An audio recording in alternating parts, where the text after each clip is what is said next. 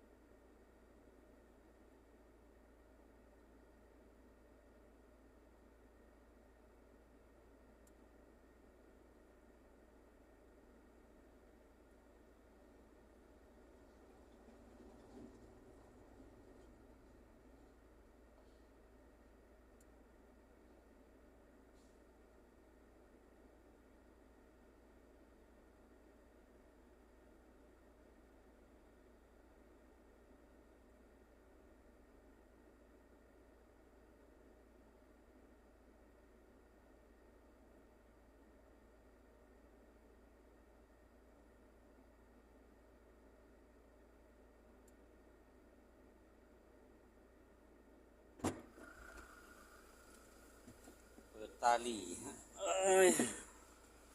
เปิดตาลีจังไงนะทุกคนตึ๊บ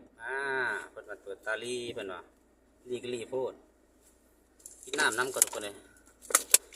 สบายดีเด้อท่านผู้ชมทุกคนเนาะหลังจากที่เขาเดินทางมาแต่พูดเลยพี่น้องเลยออกมาแต่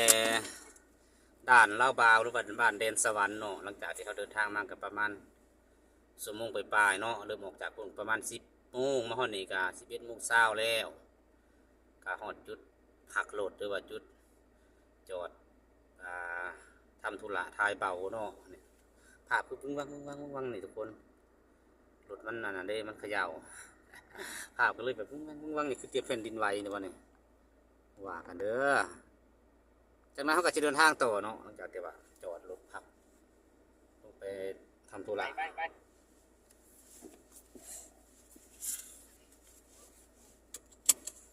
โอเคทุกคนเดินทางต่อ